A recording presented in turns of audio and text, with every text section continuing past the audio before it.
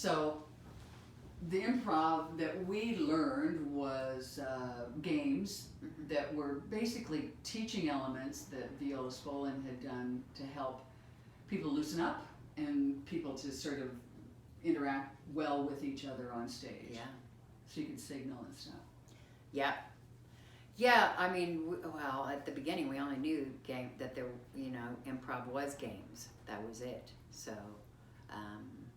and because we only worked in bars, if you don't have games, there's people drinking alcohol and they want to, But it's funny, I never felt like rushed or had to, in other groups, that's always the thing. You got, I never felt that with Femprov. It's like, because I think we knew that through the character you get the laughs. It's not through the funny, fast lines that, It wasn't punchline oriented as opposed to, it was sort of situational scene work, more or less. Exactly. Yes. Yes. Things were cut short. A little bastardized version, certainly, but yes, absolutely. Right. Yeah. Things were sort of cut short just because things had to move along. I mean, they were in a comedy club. It was a bar, and well, plus you didn't want to. I mean, everybody got extra.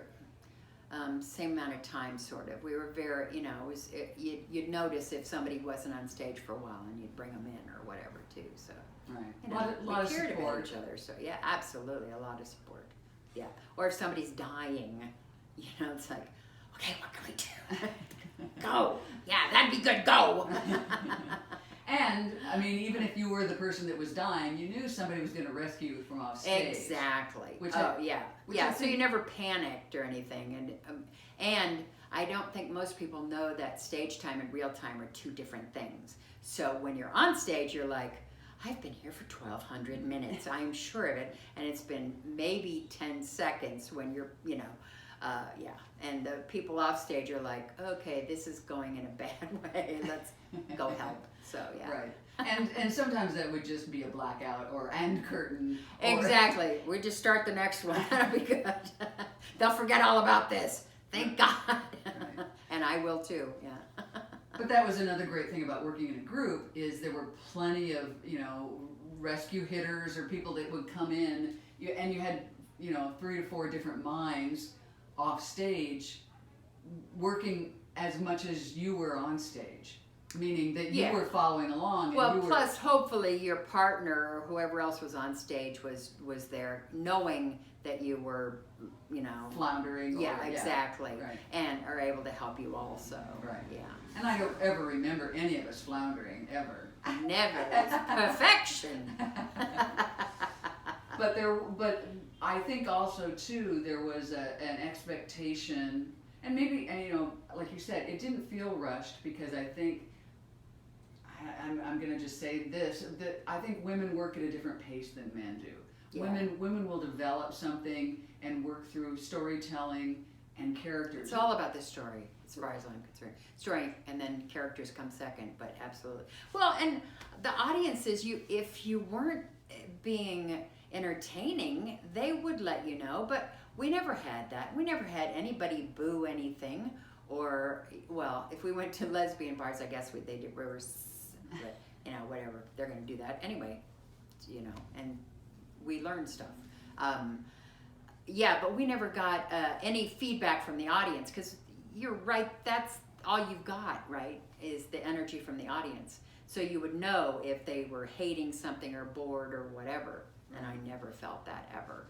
And they had come with the expectation of it being improv. We did explain it at the top of the show. Well, exactly, right. So the fact that we don't know where this is going, and they don't know where this is going, so they were seeing those moments of creation in real time, as much as we were. Yeah. So as you could be surprised by that or entranced by it because it was what's going to happen, what's next, right? Yeah. And of course, the other, if there is a rule of improv, it's always yes and, not no but, because you want to move the scene forward, right? Move the story forward. Right. Yeah. Exactly. Yeah, absolutely. Yeah. The best. Yeah. I miss the collaboration of working with a group. Mm-hmm. You know, just like singing with a choir. There's some dynamic there that is just you know, magnified. You know, this sort of incremental input that you have becomes exponential when it's, you know, it's amplified through other people. Yeah, I mean, well, and no, everybody is looking out for everybody else, and you know that. How can you fail? Right. You can't. And that probably translates to the audience as well.